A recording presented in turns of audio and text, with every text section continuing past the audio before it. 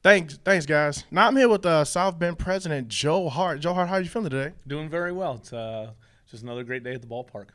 Excellent. Now you know you're here for. Now I got a lot of questions for you. Hopefully I don't drain you too much with them, but let's get started. So when you first got the job in 2012, what was your goal for the franchise? Well, I think the biggest thing was to get the community excited about the franchise again. Back in 2011, this franchise only drew 112,000 people. So for us, it was to make it a community gathering point, make it a fun venue for anybody. You don't have to be a baseball fan to enjoy Four Winds Field, and that was probably the biggest thing that we seeked out to do. And now this year we drew over 354,000 people. So I think it's mission accomplished, but we still have a long way to go. We're going to look to improve each and every year. And that's truly amazing. So now, what was the process like in this path of change for the organization? Well, a couple things were. First one is we had to change the physical plan of the facility. We did a lot of improvements. We took the old synagogue, made it the walk-in team store. We added unique areas that were fun areas for families. We added the inflatables, the splash pad, the playground, the Miller Lite Tiki Hut. So we had to create little entertainment pockets within the ballpark itself so people could just come out and have a good time. And then the biggest thing is we had to change customer service is our number one thing. And that was lacking, quite honestly, when we got here.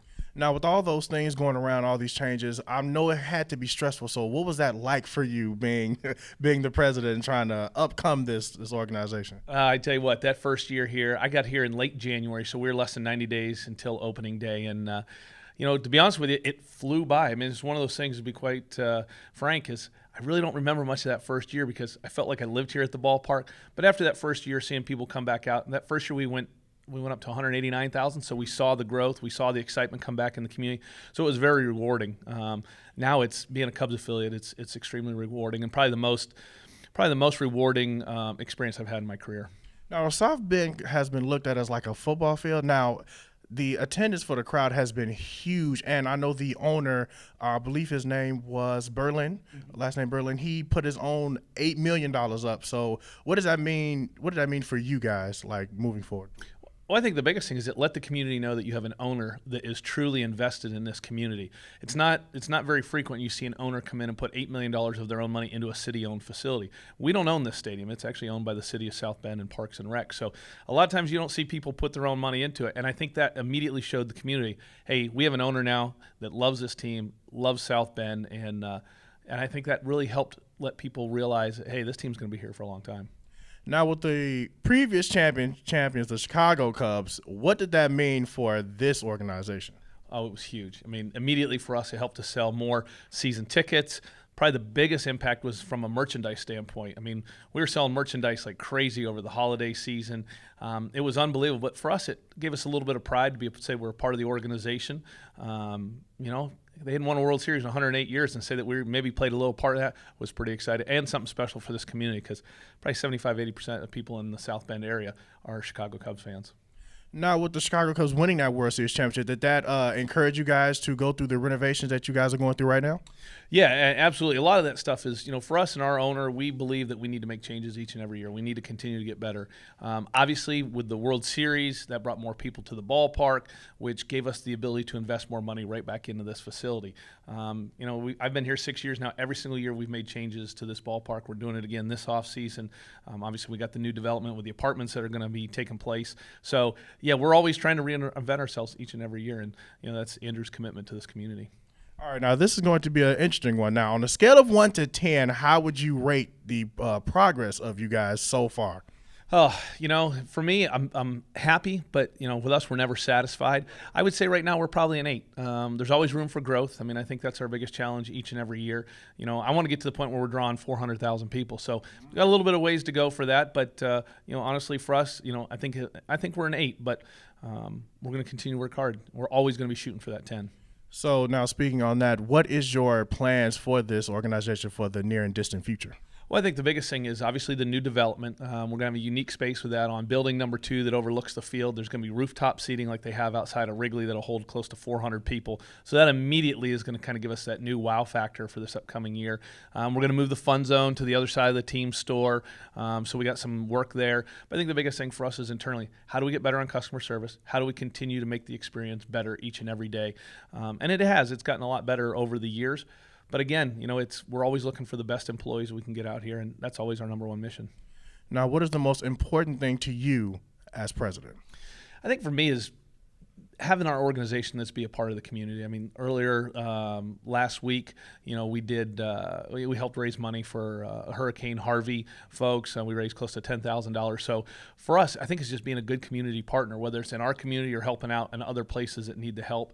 But for me, there's nothing better than at the end of the day when I leave and you see little kids walking around either holding a baseball or they got an autograph, getting their picture taken on Swoop or Stew. I mean, it's all about, we're in the business of making memories. Yeah, we're at a baseball stadium, and that's a little hard for me. I'm a baseball guy, but at the end of the day, it's not so much about the play on the field. It's the overall experience and creating those long-term memories. Now, I went back and looked at your history. You are a very huge baseball guy, but I have to ask, if you weren't a baseball guy, what would you be doing? Ooh, that's a good question. That's probably one I haven't been asked before. Originally, when I went to college, ironically enough, I went to college to be a PE teacher. I wanted to be a PE teacher and like an athletic director at a high school. So if I wasn't in baseball, probably something more along the college route. It's funny, I'm not an outdoorsman. I don't hunt. I don't fish. I can't build anything. So for me, going into sports was kind of the natural progression. I played football, basketball, and baseball. It's been a true passion of mine. So yeah, if I really wasn't working in baseball, I don't know what I'd be doing because I've just, all my focus has been here, but probably something more in college athletics, which I know that's still kind of that sports realm, but that's probably what I'd be doing. Now, I got to ask you really quickly. I love football, so what position did you play in football? I was a quarterback. So I was from a very small town in Pennsylvania. So, the opportunity to be a starting quarterback, I enjoyed it. I played basketball, played baseball. So, everybody always asks, do you miss playing high school sports? And yeah, baseball by far was probably my best sport. I was a better baseball player than anything else, but there was something that you just miss about running out on the field on a Friday night, and you're quarterbacking, you got your small town there, and everybody's cheering you on. I really miss playing high school football. So who would you compare yourself to when you were playing quarterback?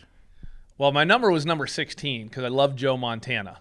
But I think it would probably be an insult to compare myself to Joe Montana. So, back in that day, you had the guys like Jim Kelly, Dan Marino, Joe Montana. Those are the ones I watched growing up as a kid. But yeah, I wore number 16, all because I love Joe Montana, but not quite on the same talent level as Joe Montana. Okay, so one last question. Who is your favorite player on the South Bend Cubs? Ooh, probably Wyatt Short. He was obviously he was a great closer for us, but he's a better human and a better person than he is a ball player. And the things that he would do in this community, anytime we had a community event that we needed to do, Wyatt was one of the first ones to be there. He would always catch first pitches on game nights. He lived in the retirement community. He did a lot of things for the senior citizens over at that retirement community. For me, it's obviously you see the talent they have on the field, but I think it's much bigger than that. I think it's more of what kind of person they are, and he was truly a great person. Well, Joe, I just want to say thank you very much for spending time with us. I hope you guys enjoyed this one. Back to you guys.